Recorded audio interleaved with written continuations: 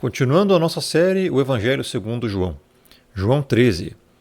Ora, antes da festa da Páscoa, sabendo Jesus, Yahushua, que era chegada a sua hora de passar deste mundo para o Pai, tendo amado os seus que estavam no mundo, amou-os até o fim.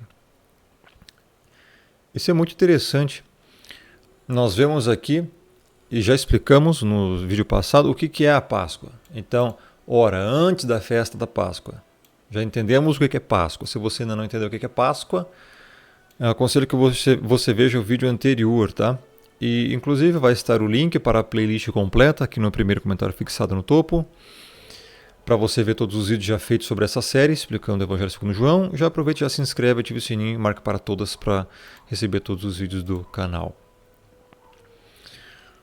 E é interessante, antes da festa da Páscoa, sabendo o Messias que era chegada a sua hora de passar deste mundo para o Pai. E a Páscoa tem quase que, basicamente, também esse significado, que é um sacrifício, né? E o Messias já sabia que ele iria, então, sair deste mundo, passar deste mundo. Veja, este mundo é uma passagem, tá? Assim como o Messias também saiu daqui, a igreja também vai sair. Os ímpios serão destruídos. Mas também, isto não isenta de que o mundo é uma passagem, também é até para os ímpios. Tá? Quando fala deste mundo, logicamente aqui a palavra é cosmo, né? Que é o mundo em geral, a criação. Tá? A criação, esta terra, este mundo, para o Pai. Então sim, o Pai está em outro local, nesse sentido, né?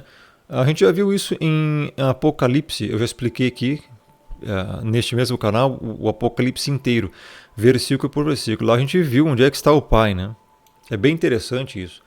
Então o Messias aqui, ele já era chegada a sua hora, tinha um tempo determinado para sair deste mundo e ir para o Pai.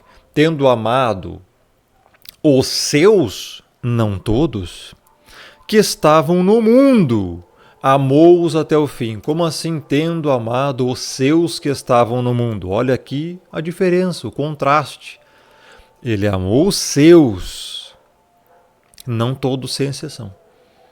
Ele não rogou pelo mundo. Nós vamos ver isso lá em João 17. Mas já vou te adiantar aqui em João 17, na oração sacerdotal, minutos antes dele começar a ser, enfim, crucificado, né?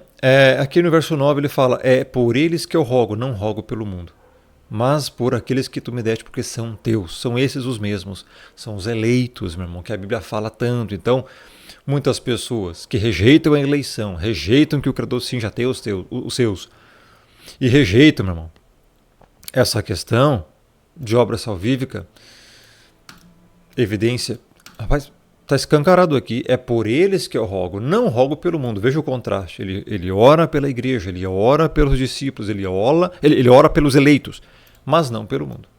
O mundo não.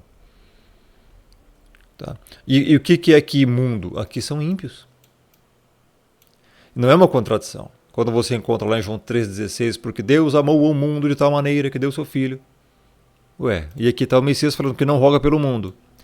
Isso porque, meu irmão, a palavra mundo é do grego cosmo e ela é uma palavra polissêmica, tem diversos significados. Simples assim. Aqui é o quê? Ímpios. Quando ele fala, é por eles que eu rogo, está falando aos discípulos aqui que estavam com ele, não intercede, não ora pelo mundo, não ora pelos demais. Ele não morreu pelos demais. É isto que significa, você goste ou não, você queira ou não. Verso 13. Então veja, tendo amado os seus, e vamos ver aqui então o que é o amado. Agapessas, que vem do verbo agape. Não é ágape. O acento não está no primeiro alfa. Está no segundo. Agape, no original. Então aqui tem uma forma flexionada, porque tendo amado. Então, agapessas. Tá? Amor incondicional, amor sacrificial. E por quem ele se sacrificou?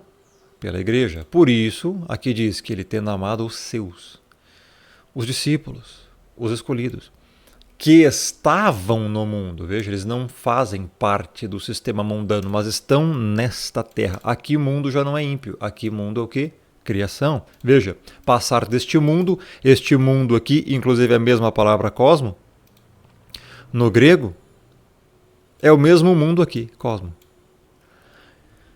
Para você ver que é a mesma palavra. Aqui tem o mesmo significado, mas lá em João 17, não. Tá?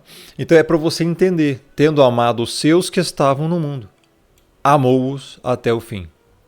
Novamente, o verbo aqui com certeza vai estar no sacrificial, ou seja, está aqui, ó, egapesen,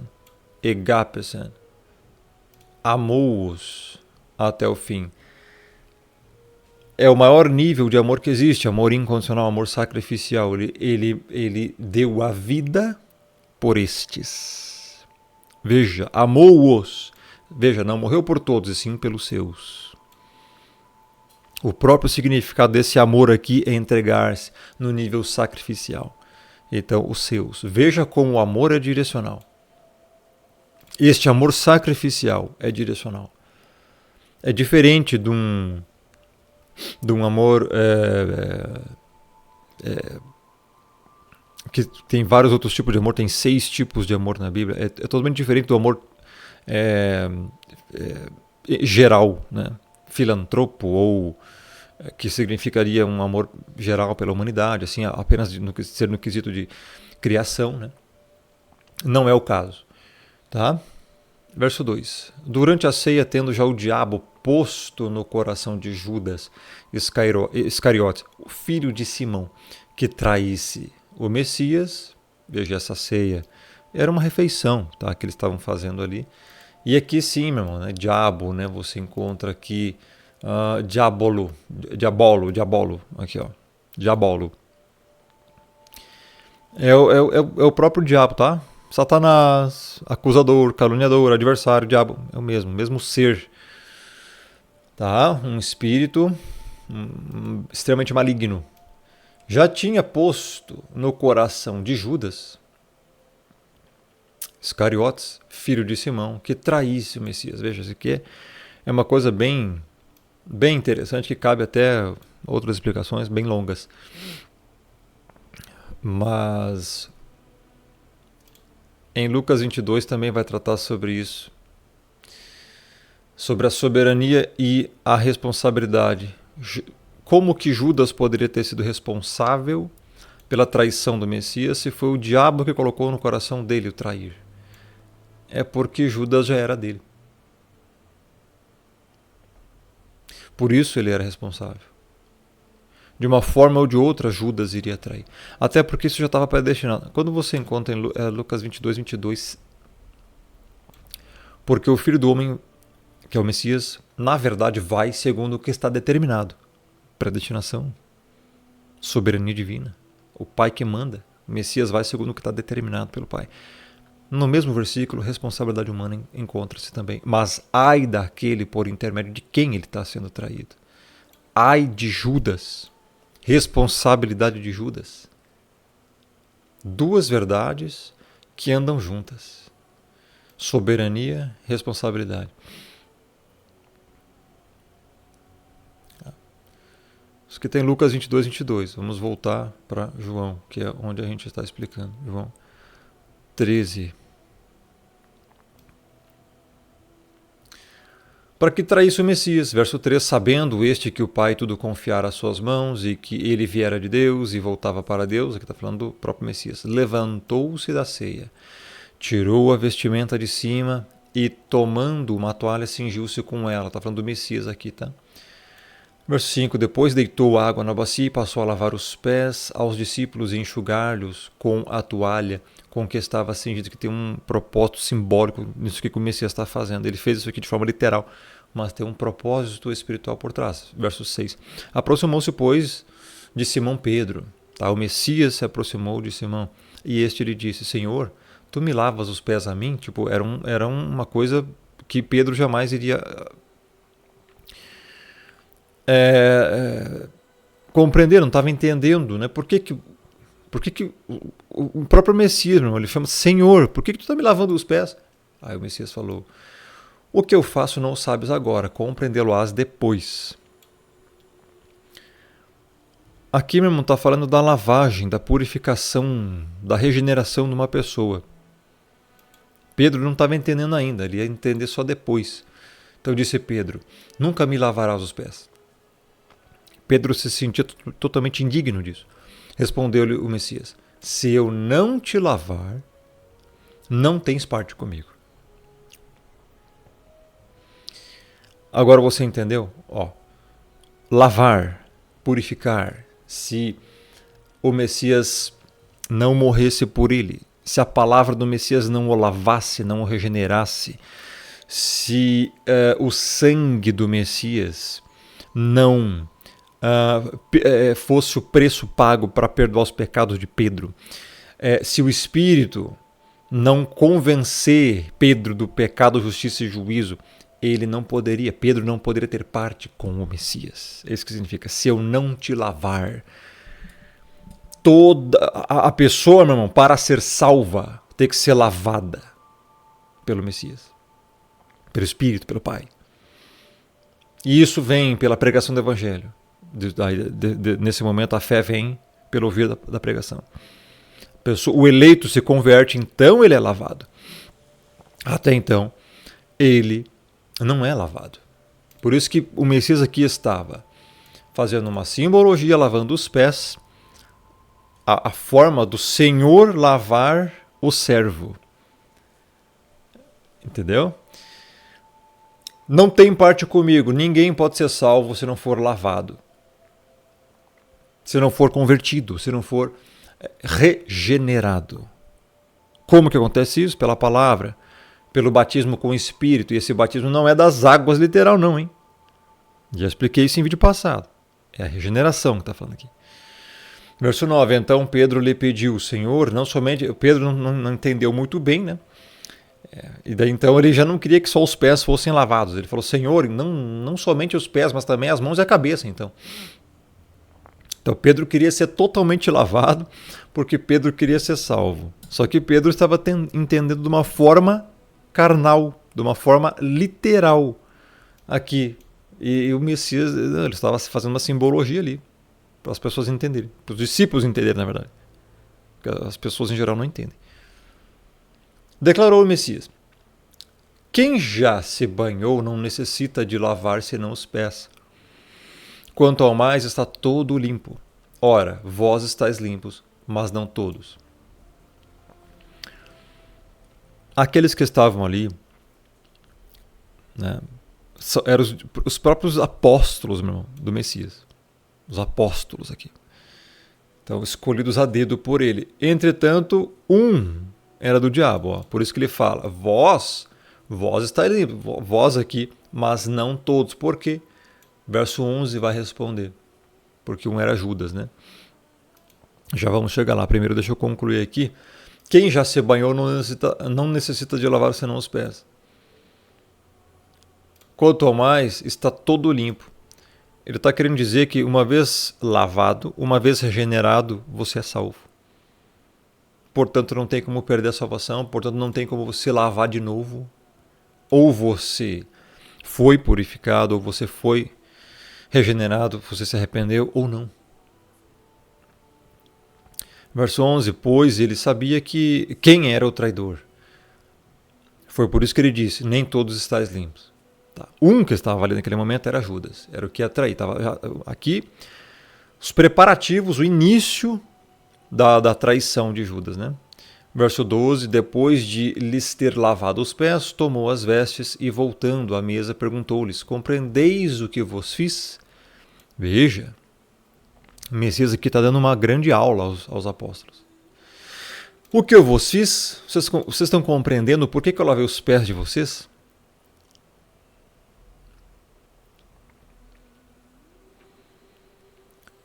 Verso 13. Vós me chamais o Mestre e o Senhor, e dizeis bem, porque eu sou. Veja, aqui o Messias está claramente arrogando a si o título de Mestre e Senhor, e ele é. Tá? reforçou isso aqui aos discípulos que estavam ali e confirmou que ele é o mestre, ele é o caminho, o mestre e Senhor. Tá? Ou seja, eles criam nisso. Verso 14, ele continua. Ora, se eu sendo o Senhor e o mestre, vos lavei os pés, também vós deveis lavar os pés uns dos outros. Isso aqui era uma outra coisa também que o Messias estava ensinando aos seus discípulos. Assim como eu fiz, vocês vão fazer isso também aos outros. Só que o que é isso? É literal? É algo literal? Ó, meu irmão, Gálatas 6:1.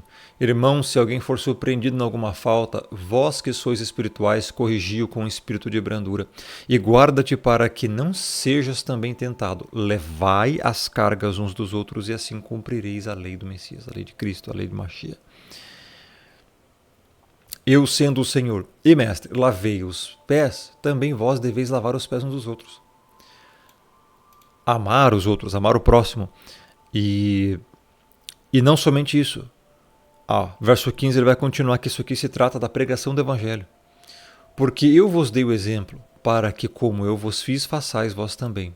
Assim como alguém, um eleito, é lavado, aqui, se eu não te lavar, não tens parte comigo. Assim como um eleito é lavado, é purificado pela palavra, pelo Evangelho, também o discípulo agora deve pregar o Evangelho para que outros também fiquem limpos. Por isso que ele falou, eu, sendo o Senhor e Mestre, vos lavei os pés, é dever da igreja também lavar os pés. Isso aqui não é literal, tá? Isso aqui é para você pregar o Evangelho, é para você ajudar o próximo. Porque eu vos dei o exemplo para que, como eu vos fiz, façais vós também. Isso aqui é espiritual. Porque está se referindo da lavagem de uma pessoa, não é uma coisa literal, porque isso não salva. Tá? Lavar os pés de alguém literalmente hoje não salva. Então tem que entender que isso aqui é a respeito da pregação do Evangelho. Como o Messias purificou aqueles discípulos que estavam ali, você vai levar a mensagem do Evangelho ao próximo. E o Evangelho é que vai purificar. Compreendeu? 16. Em verdade vos digo que o servo não é maior que o seu senhor, nem o enviado maior do que aquele que o enviou. Ou seja, servo, nós, igreja, os eleitos, a pessoa arrependida, o servo, e servo obedece. O Messias, ele não é maior que o seu senhor. Lógico, né? Então, se o servo não é maior, ele tá sujeito a tudo que o mestre, o seu senhor, também passou. E o que o senhor passou? Foi crucificado. Renunciou a si mesmo. Fez a vontade do Pai. O servo não é maior que o seu senhor. Então, o que tu acha que o Evangelho vai te trazer? Benção carnal? Eu falei benção mesmo, eu passei bem assim, porque a maioria da população do Brasil fala benção. Benção carnal? Não, amigo. Suas satisfações egoístas nessa terra? Não. Barganha com uma divindade, um Papai Noel para te dar o que tu quer? Não. Não é assim que funciona. O servo não é maior que o seu senhor. Portanto, você está sujeito a tudo que o Messias também sofreu nesta terra e passou. Bem-vindo ao Evangelho. Tu acha que o Evangelho é o quê? O Evangelho é renúncia.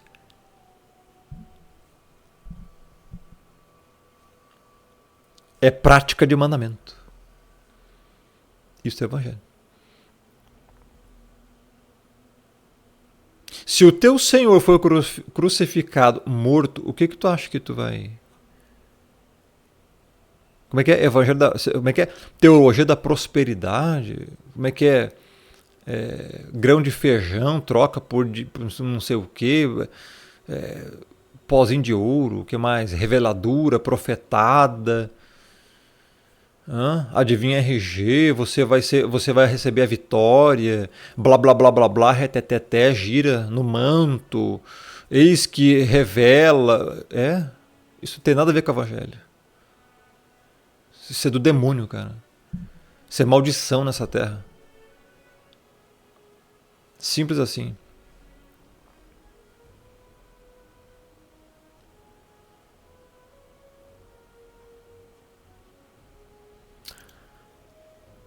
O servo não é maior que o seu senhor, meu irmão. Nem o enviado maior do que aquele que o enviou. Aqui está falando do próprio Messias. O enviado, que é ele mesmo, ele não é maior que o Pai.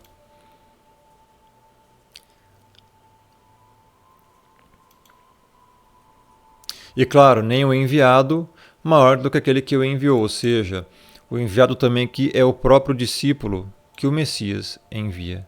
O mesmo a pregar. Enviou para quê? Para pregar. Veja o contexto. Pregar, evangelho.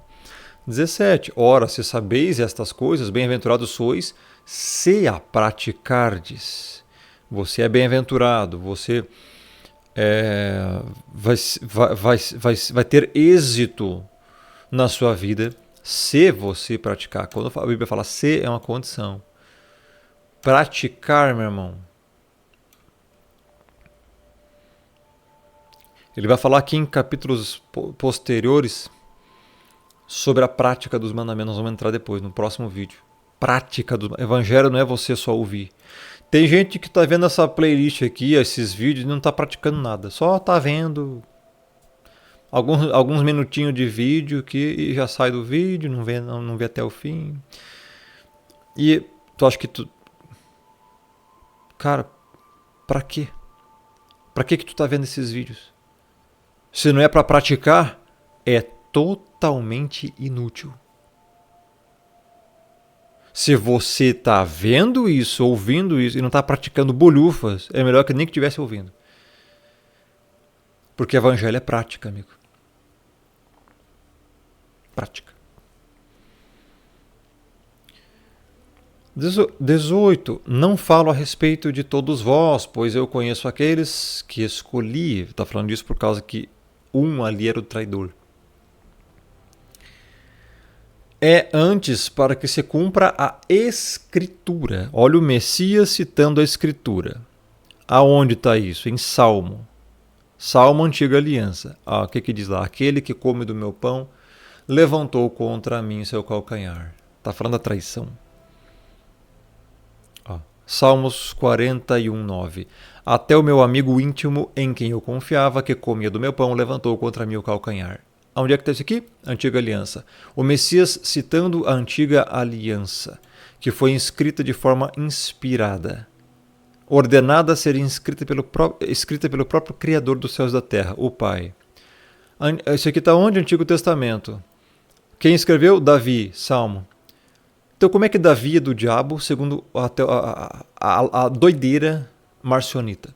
Como é que o Antigo Testamento é do diabo, se nós temos aqui uma profecia se cumprindo, que o próprio Messias falou que ia acontecer, que era para se cumprir a Escritura, para que ele fosse crucificado, para que ele pagasse pelos pecados.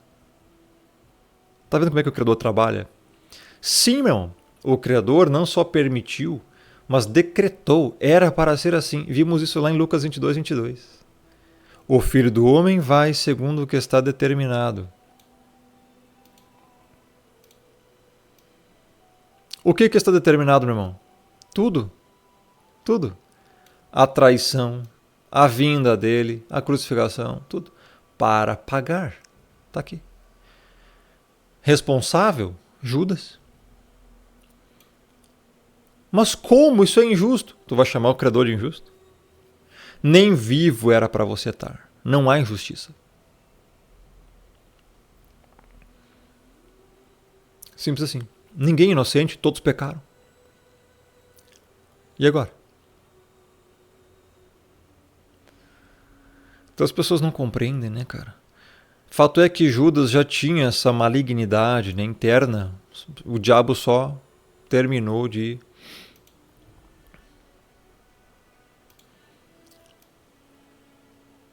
piorar o negócio. Mas era para ser assim, para se cumprir propósitos muito maiores.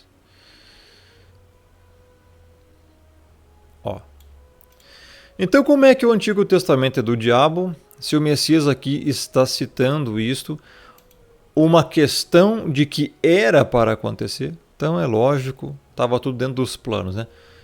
É porque é triste. Hereges marcionitas acham que o Messias foi apenas assassinado, que não pagou por pecado nenhum. Cara, isso é...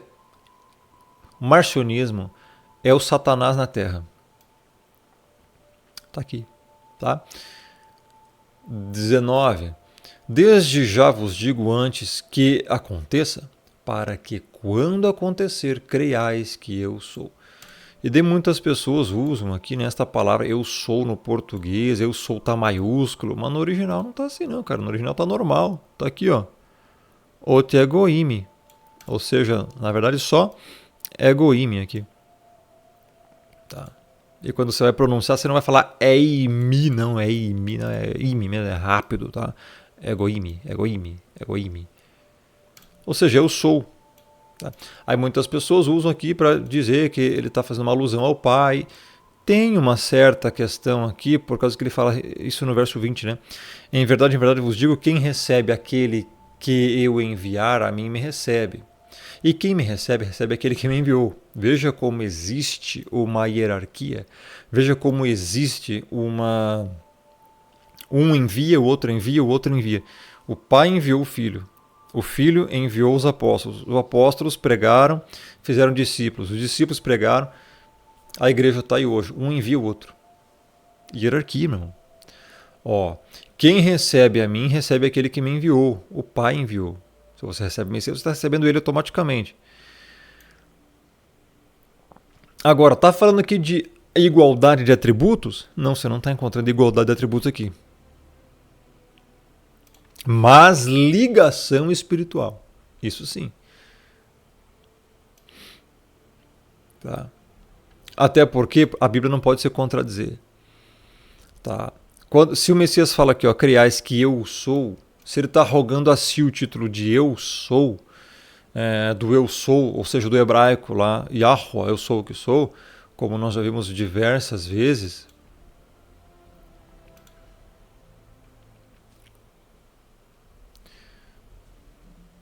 está aqui em Êxodo 3, verso 13 em diante, né? Disse Moisés a Deus, eis que quando eu vier aos filhos de Israel, lhe disseram, o Deus de vossos pais me enviou a vós outros, e eles me perguntaram, qual é o seu nome, qual é o nome do Criador? Moisés queria saber, quando ele ia libertar o povo lá.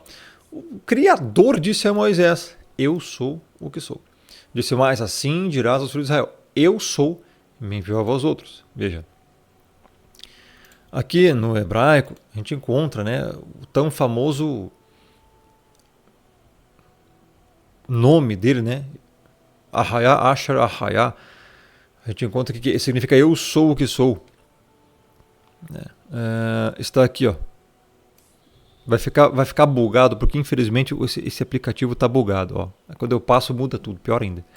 Mas começa aqui onde está meu mouse. Ó. Né? Aqui temos um Aleph, né? Depois o verbo hayá, que é de existir, autoexistente, ser, sou. Então, ahayá, eu sou. Asher, ahayá. Tá? Ou seja, eu sou o que sou. Vem no hebraico moderno, eu serei o que serei. Mas o hebraico moderno tem esses sinais massoréticos aqui, ó, que você está vendo aqui. E é preferível você entender isso aqui pelo paleohebraico, porque está em paleohebraico, originalmente, mais antigo, na pronúncia. E aí o paleohebraico não tem som de E, é A. Então, ahayar, ashar, ahayar. Por isso que é isso. Tá? Então não é erraia, esher, erraia, como no hebraico moderno. Por causa dos sinais massoréticos que mudaram as pronúncias, justamente para as pessoas desconhecerem o nome, a pronúncia do nome verdadeiro do Criador. Tá? Então, sim, o Messias sim está fazendo uma referência ao Pai, por causa que no versículo posterior, veja, vamos voltar aqui para João, peraí, tirar do hebraico, senão não aparece o Novo Testamento. Voltando para João aqui, 13, né? Versículo 19. Então, para que quando acontecer, criais que eu sou. Ou seja, ele está fazendo a ligação com a profecia da antiga aliança que tem em Salmo 41:9. Quem é que mandou escrever isso? O Pai. Então ele falou isso aqui para que creiais que eu sou, ou seja, ele está em corroboração com o Pai. Aí ele vem e fala que aquele que me recebe, recebe o Pai. Por isso que ele está fazendo essa ligação. 21. Ditas essas coisas, angustiou-se o Messias em espírito e afirmou: em verdade vos digo que um dentre vós me trairá. Pronto, aqui ele já estava jogando tudo no ventilador, vamos dizer assim, né? Ele falou isso, ele ficou angustiado. Imagina a sensação, imagina o sentimento do Messias, meu irmão, ele se angustiou demais. Porque ele ia ser traído, tá? A traição é uma coisa muito terrível, é como se você estivesse sendo espancado, cara. É pior que isso ainda. Pior do que ataques físicos, tá? A traição. É uma coisa muito dolorosa. Então, ele já começou a jogar aqui e falar: ó, um de vós me trairá.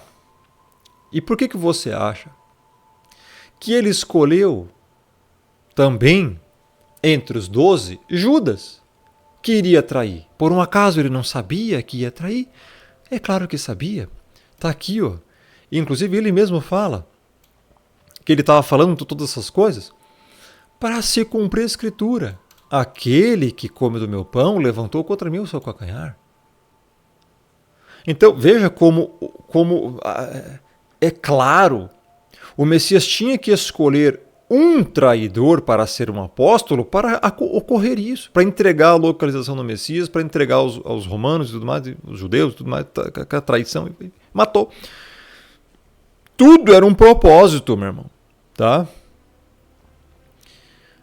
Então as pessoas pensam: não, eles assassinaram o meu mestre. Meu irmão, era para ser assim. É para você ver o nível do amor do Pai, que enviou o Filho ao mundo para morrer. Mas como assim, Rômulo? Ele é mau, ele enviou o Filho para morrer. Para te salvar. Ele é mau, querendo te salvar? Ele é mau, fazendo um plano inteiro para te salvar? Porque ele não podia te salvar. O pecado tinha que ser pago. E para o pecado ser pago totalmente, tá, tinha que ser derramamento de sangue. A lei dizia isso. Sem derramamento de sangue não há remissão de pecados. Então ele tinha que te matar. Totalmente. Para não te matar, para não te condenar. Meu irmão, o pecado só tem uma forma de pagá-lo. Romanos 6, 23. O salário do pecado é a morte.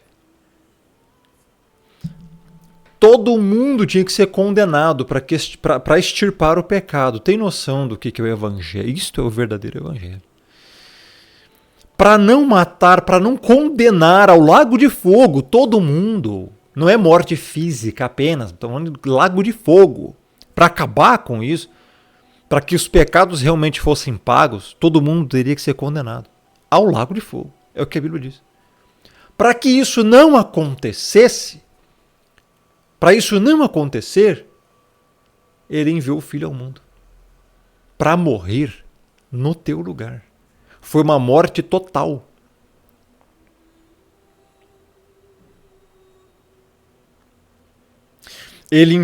O Criador imputa todos os pecados no Filho e destrói o Filho na cruz. Mói,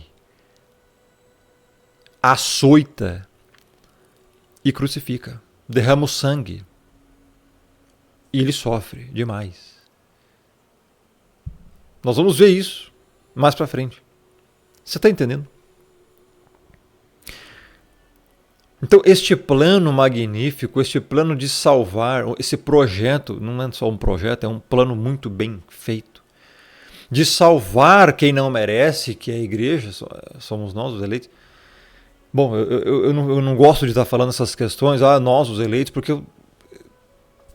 eu não sou digno da salvação, cara. Ninguém é, só que eu entendo que eu também não sou. Então eu não gosto de falar, nós os eleitos. Mas a Bíblia fala dos eleitos. Então eu procuro falar melhor assim, os eleitos, pronto. Se o Criador um dia quiser, né, me botar à direita lá no dia da glorificação, a vontade é totalmente dele. E se ele pegasse, meu irmão, toda a humanidade e jogasse para o lago de fogo, estaria fazendo justiça. Justiça. Eu acho interessante uma pregação do Paulo Júnior, um dia que ele disse: se ele me pegasse no dia do julgamento e me jogasse para o lago de fogo, eu ia descer batendo palmas e gritando: tu és justo, Senhor. E é tipo isso. Você tem que entender que a condenação, ela é a consequência dos nossos pecados. Nós já nascemos condenados. Você tem que entender isto. O que o Pai está fazendo é enviando ao Filho, efetivando todos os planos dele e a vontade soberana dele, inclusive determinando que alguém iria trair o Messias, escrevendo aqui, mandando Davi escrever em Salmo 41 que haveria um traidor. Tudo isso era um plano para salvar você da condenação. Não apenas te salvar, meu irmão, é exercer os atributos dele de misericórdia em não condenar você, ou seja, poupar você do sofrimento. Misericórdia significa isso, poupa você do sofrimento, então você não é condenado. Só que não encerra por aí, se você só não é condenado, você só não é condenado, mas você também não é glorificado. Segundo, ele exerce graça, favor merecido, grego charis, salvando você, tirando você literalmente da condenação logo de fogo e transportando para o reino do Filho do seu amor, que é o reino dos céus. Então, sim, ele exerce os atributos dele na igreja. E nisto ele é glorificado, compreendeu? Por isso todo esse plano. Tinha que haver um traidor. Senão o Messias nunca seria crucificado. Isso aqui é apenas mais uma corroboração que toda a palavra é inspirada, tanto a antiga aliança quanto a nova aliança. Está em corroboração. Vamos lá então.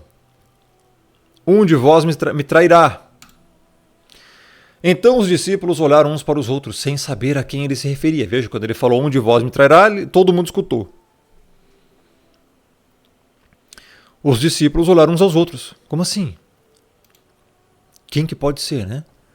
Verso 23. Ora, ali estavam conchegado ao Messias um dos seus discípulos, aquele a quem ele amava. E aqui provavelmente é aqui em João 20.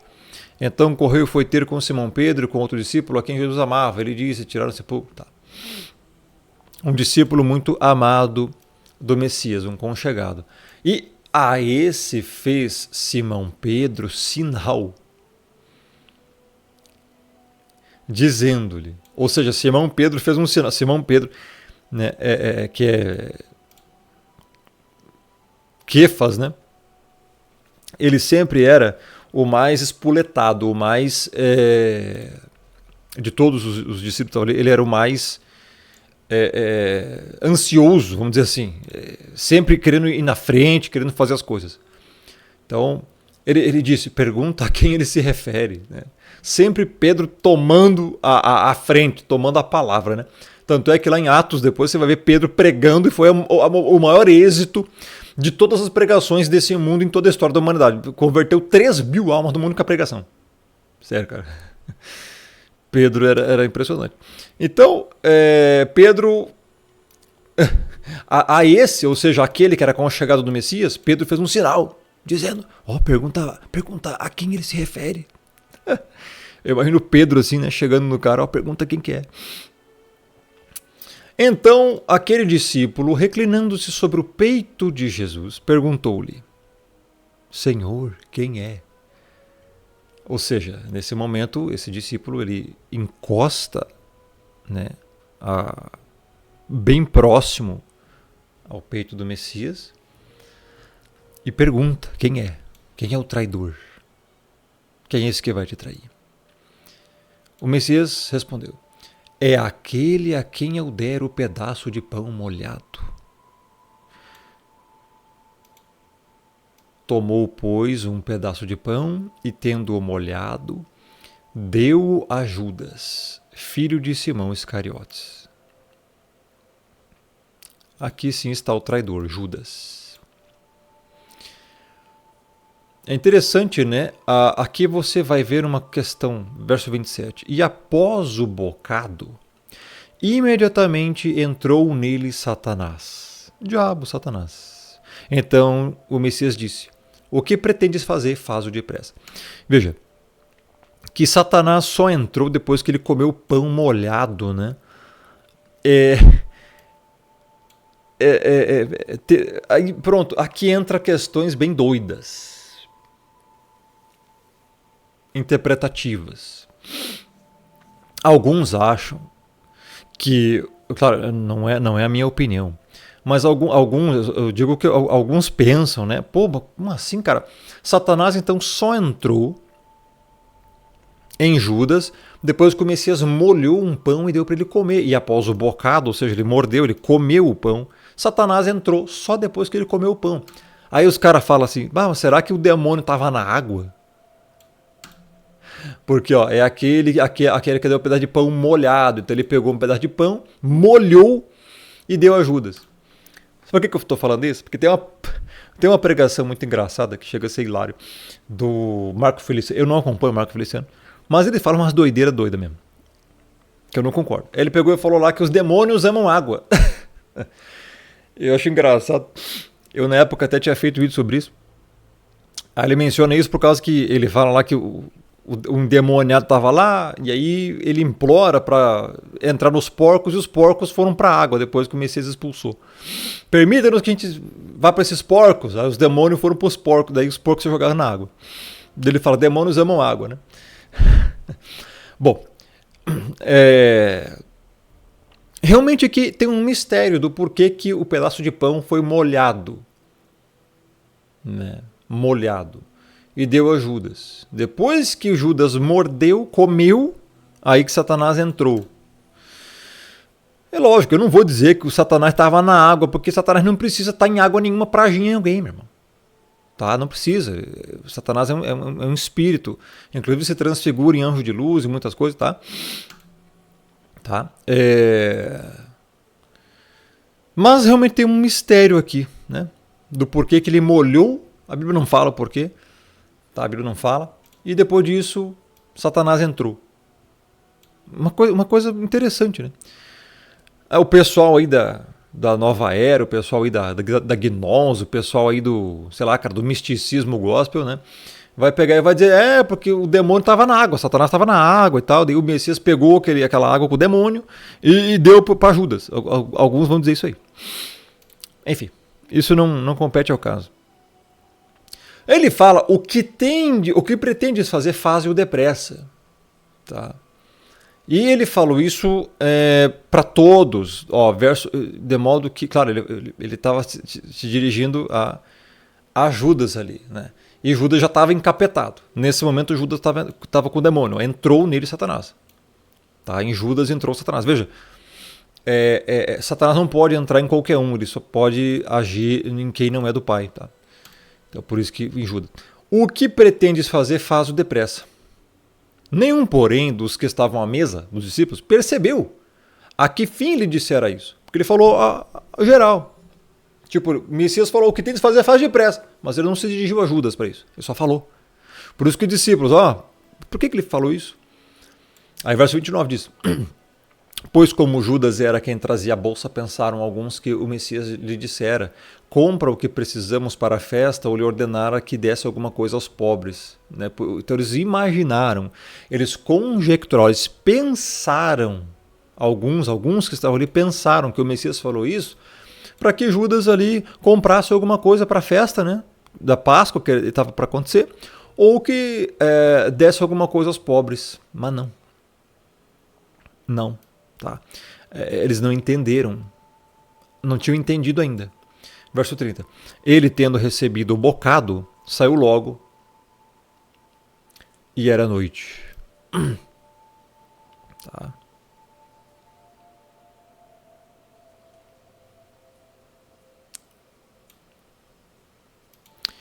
Então, saiu e era noite, verso 31. Quando ele saiu, disse Jesus, agora foi glorificado o Filho do Homem, e Deus foi glorificado nele. O Messias estava falando que aquilo ali era o início da traição e que então ele ia ser crucificado. É isso que ele queria dizer, então, glorificado. Por quê? Porque a palavra se cumpriu. Veja, por que ele fala aqui, ó? Agora foi glorificado o Filho do Homem. Veja, ele já falou agora. E Deus foi glorificado nele. Como assim? Porque cumpriu a escritura aqui, ó. Que ele falou antes, lá de Salmo 41. Cumpriu a escritura. Aquele que come do meu pão levantou contra mim seu calcanhar. Onde é que fica o marcionismo aqui? Onde é que fica aqui que o Deus do Antigo Testamento é o diabo? Cumpriu-se a escritura. Judas pegou o pão e comeu. Cumpriu o quê? Salmo 41. Davi que escreveu. Como é que Davi é servo do dragão? Então Davi foi inspirado. Logo o Antigo Testamento é inspirado, não é do demônio. Comeu o pão, olha o que a escritura dizia em Salmo 41. E traiu o Messias. E ele falou isso, o que aconteceu? Quando Judas come o pão e se levanta para trair o Messias e sai para trair, o que o Messias fala? Olha só. Aqui, ó. Agora foi glorificado o Filho do Homem. E Deus, o Pai, o Deus do Antigo Testamento, foi glorificado nele. Por quê? Porque cumpriu a palavra que o Criador mandou Davi escrever. Profética. Salmo 41:9. Por isso foi glorificado. O Deus do Antigo Testamento é o diabo? Aonde, cara? 32. Se Deus foi glorificado nele, também Deus o glorificará futuro, nele mesmo, e glorificá-lo-á imediatamente. Agora aqui está falando da crucificação. E também futura ressurreição do Messias, né? E outras, né? Porque isso aqui outras coisas, né? Porque isso aqui envolve muita coisa. Essa questão de glorificação envolve muita coisa. Tudo que o Pai está fazendo remete glória a ele. Filhinhos, ainda por um pouco estou convosco, buscar-me-eis, e o que eu disse aos judeus também agora vos digo a vós outros: para onde eu vou, vós não podeis ir. Ou seja, aproveite o tempo que eu estou aqui, porque eu vou ser crucificado. Tá? E ele fala o que ele falou para os judeus: lá onde eu vou, vocês não podem ir, porque o Messias ia junto ao Pai, aos céus. Os judeus não iam, aqueles que estavam falando mal do Messias, né? Não todos. A mesma coisa ele falou para os discípulos agora: para onde eu vou, vocês não vão poder ir no momento. Vocês vão ficar aqui na terra. Eu vou ter que morrer, vou pagar o preço, eu vou ser assunto aos céus. No momento vocês não podem ir. 34. Aqui, ó. Essa parte aqui é bem importante. Novo mandamento eu vos dou: que vos ameis uns aos outros, assim como eu vos amei, que também vos ameis uns aos outros.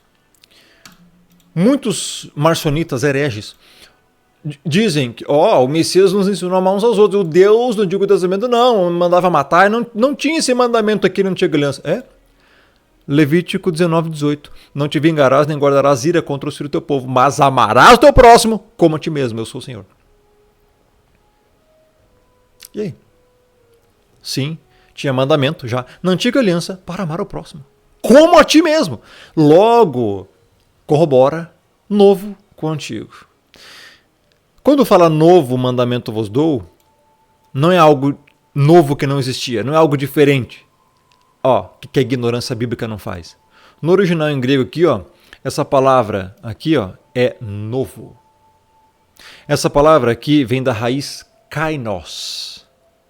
Aqui está kainen. Vem de kainos. Kainos é uma palavra grega para se referir a algo novo já existente.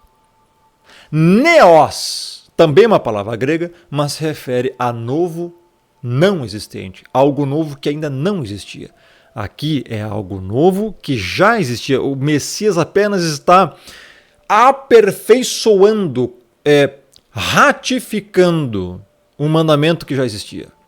Então não é um novo mandamento do nada, diferente da Antiga Aliança, para você cumprir. Porque a Antiga Aliança era só olho por olho, dente por dente, você tinha que matar. Cara, você não lê Bíblia não, né? Está aqui o Levítico 19. Amarás teu próximo como a ti mesmo. Lei. E aí?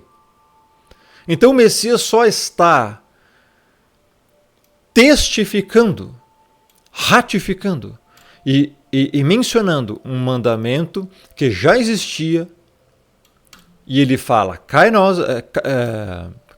aqui, que vem de kainos, que é algo novo que já existia. Ele apenas está aperfeiçoando, dizendo o quê?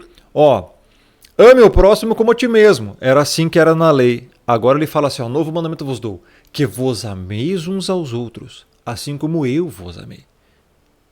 Que também vos ameis uns aos outros. E como que o Messias amou? Ele deu a vida por eles.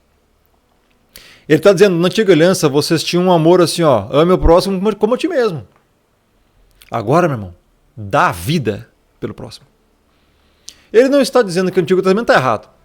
Ele está aperfeiçoando. Por isso, nós já vimos em outros estudos, graça sobre graça. É graça sobre graça, meu irmão. Vai sempre aperfeiçoando. Tá. Isso é muito interessante. Provavelmente, na glorificação, teremos um nível de amor ainda mais superior. Provavelmente, né? Um conceito aperfeiçoado ainda mais. Porque é sempre graça sobre graça. Então que vos ameis uns aos outros, assim como eu vos amei. Veja, ele está dando um parâmetro aqui. Como é que se deve ser o amor? Assim como eu vos amei. Como é que é? Efésios 5, meu irmão. E andar em amor como também o Messias nos amou e se entregou a si mesmo por nós como oferta e sacrifício a Deus em aroma suave. Esse é o nível de amor agora que o Messias veio ensinar. É um amor superior. Tá. E aqui, a gente vê no grego, né? Lógico que você encontra aqui, que vos ameis uns aos outros. Verbo. Específico aqui, sacrificial, amor sacrificial. Agapate, que vem de agape, amor sacrificial incondicional. E aqui é uma flexão. Egapesa, que vem de agape também. E aqui novamente, agapate. Veja, não é philos, muito menos eros, não é nem storge. E, enfim, também tem adelphos, filadelfos. Não tem nada a ver com isso. É agape, meu irmão. Sacrificial. Agora o nível que o Messias... O nível de mandamento que o Messias ordena que você, como igreja, obedeça é amar o próximo de forma a dar a vida por ele.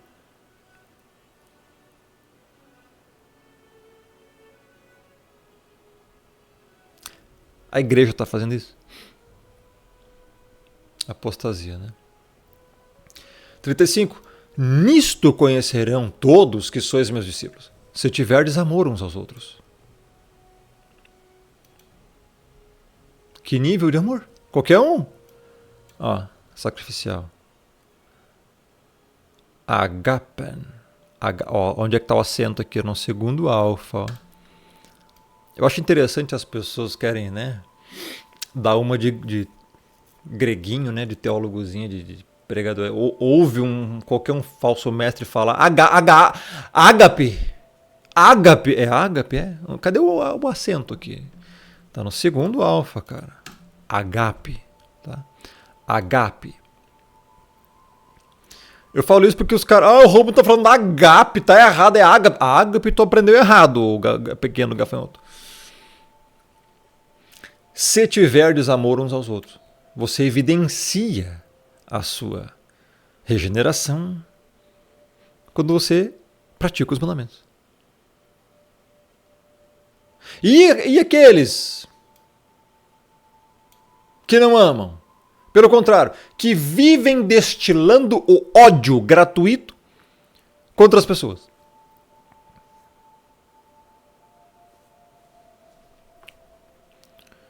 Estão evidenciando a salvação, que são no Messias? 36. Perguntou-lhe Simão Pedro: Senhor, para onde vais? Sempre Pedro, meu irmão. Sempre Pedro. Você vai ver sempre Pedro se intrometendo, perguntando. Mas isso, por um lado, era bom, tá? Eu não estou falando que é ruim, não. Mas ele era bem espontâneo, tá? Eu queria ter conhecido Pedro, cara. Eu queria ter conhecido Pedro pessoalmente. Paulo, João, enfim, todos ali. Para onde vai? Porque eu imagino isso aqui.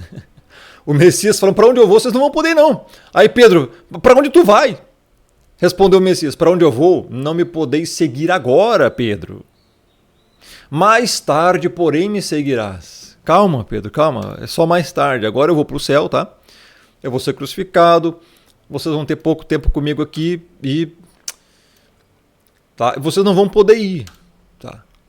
Imagina, ele ficou anos aí junto com os apóstolos.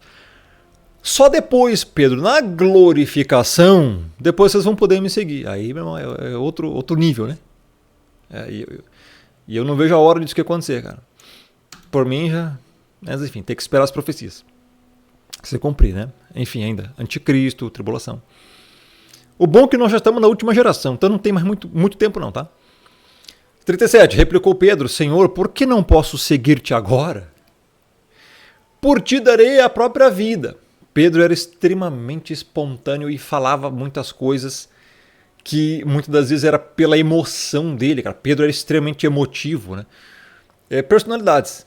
E aí, ele queria seguir o Messias por onde quer que ele fosse. E aí, na espontaneidade, ele falou, por ti darei a própria vida.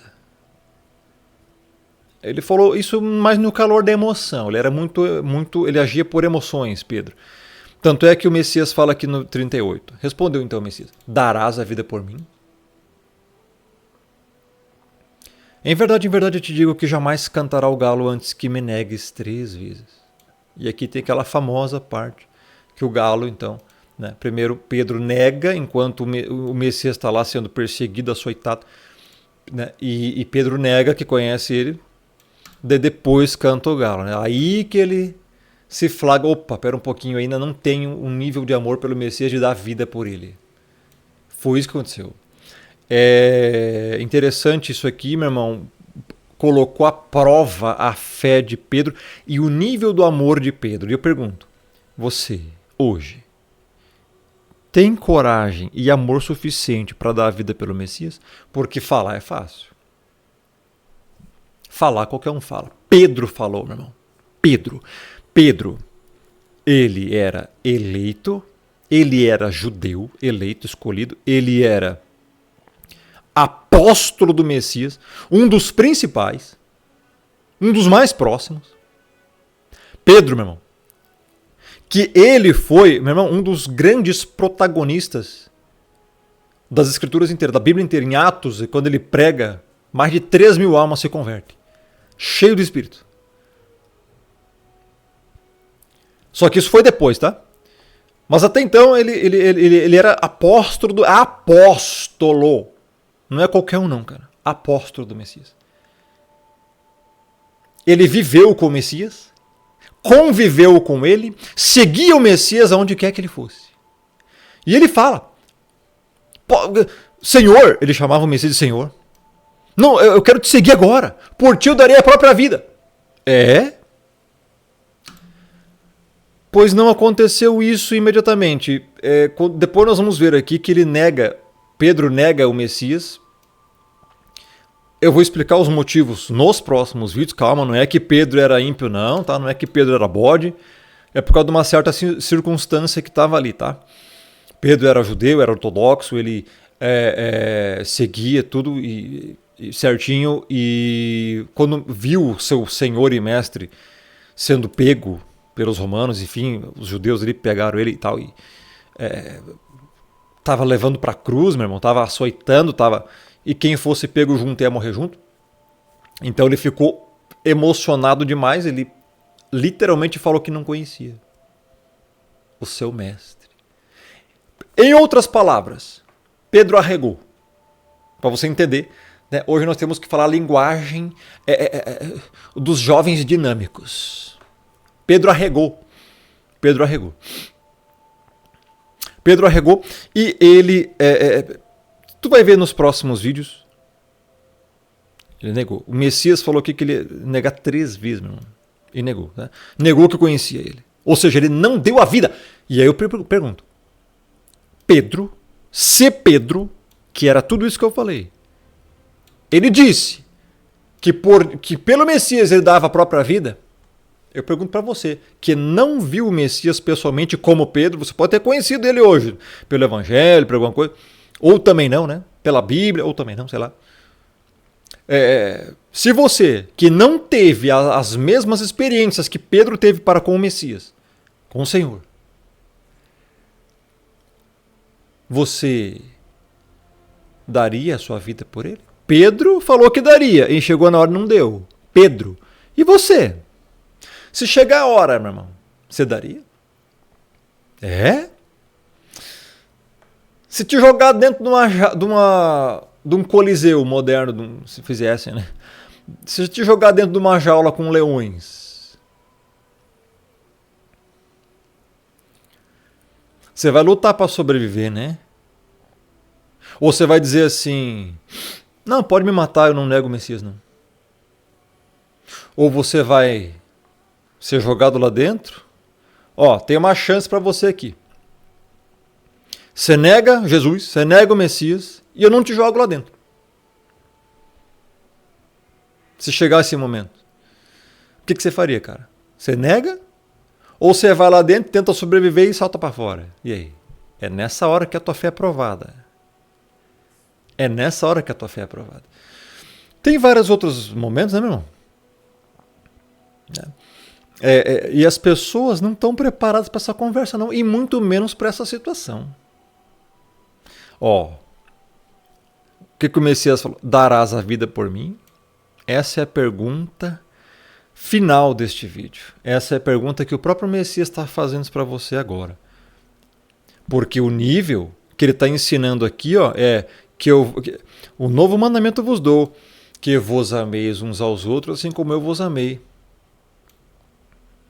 O nível de amor dele, ele deu a vida por nós. Você é capaz de dar a vida por ele? Você é capaz de morrer por ele? Darás a vida por mim? Meu irmão, o anticristo, o homem do pecado, o filho da perdição, está vindo. Por mais que alguns pseudo-teólogos da Shopee, Mequetrefe, digam que não, nega as próprias profecias bíblicas, ignora. Isso aí é gente que não sabe nada, filho do diabo, sem discernimento espiritual nenhum, sem entendimento bíblico nenhum. Por mais, meu irmão, o anticristo vai aparecer. O anticristo vai aparecer. É só uma questão de tempo. Apocalipse 13, 7 diz o seguinte, cara. 13, 7. A besta, olha só. Foi-lhe dado também que pelejasse, fizesse guerra, matasse os santos, a igreja, os eleitos, e os vencesse. Ainda vai dar autoridade para o anticristo sobre cada tribo, povo, língua e nação. Ele vai matar a igreja. Ele vai perseguir os eleitos. Você está preparado para esse momento? Você está preparado para esse dia aqui? Ou você vai negar também? Vai chegar esse momento, cara. Tá. Quer saber o que é evangelho, amigo? De verdade? Todos os apóstolos foram assassinados, com exceção de João. Isso é evangelho. Bem-vindo. Isaías foi cerrado ao meio. Os profetas da antiga aliança mortos. Enviados pelo Pai, mortos. Bem-vindo ao evangelho. Amigo, o evangelho é você ser perseguido, cara, por causa do evangelho. Isso que tu conhece hoje, que você ouviu por aí, não é evangelho. Tá? Essa é a realidade. E o Messias te pergunta, darás a vida por mim? Isso é o evangelho, cara. Isso é o evangelho. O que você conhece aí de denominações, tem que sentar num banquinho bonitinho, confortável, tem que ter ar-condicionado, não sei o quê. Tem que ouvir o profetinho da manhã lá no púlpito, né, falar só o que eu concordo, o que eu quero ouvir. Eu vou na denominação para ouvir o herege lá falar o que eu gosto de ouvir. Que não é herege, né? Na cabeça da pessoa é o semideus, ele é profeta do Senhor, ungido do Senhor, não toca nele não. Eu quero que adivinhe o RG, quero que ele me profetize que eu vou ser abençoado, vou ganhar muito dinheiro. Isso aqui. Isso é tudo menos evangelho. Isso é o falso evangelho, cara. Um nojo. Um vômito. Uma podridão. Evangelho é renúncia, evangelho é você morrer pelo evangelho. Darás a vida por mim, Pedro? Então, é muito fácil dizer que você vai dar a vida por ele, né? Você só vai saber quando chegar a hora. Quando a marca da besta vier e você não puder mais comer e nem beber, a não ser que você tenha a marca da besta, ali tu vai dizer, ali tu vai provar de fato se você ama ou não, se você dá a vida pelo Messias ou não. Porque a Bíblia é clara em Apocalipse 13:7. 13:7, 13 em diante aqui. O 7, aqui vai falar toda a besta e tal, mas aqui no versículo 15, 16, ó, a imagem da besta faz com que a todos, pequenos e grandes, todos, pequenos e classes de pessoas, ricos e pobres, livres e escravos, faz que lhes seja dada certa marca sobre a mão direita ou sobre a fronte, para que ninguém possa comprar ou vender, senão aquele que tem a marca, o nome da besta, no seu nome. A marca da besta vai estar ligada a um sistema de compra e venda.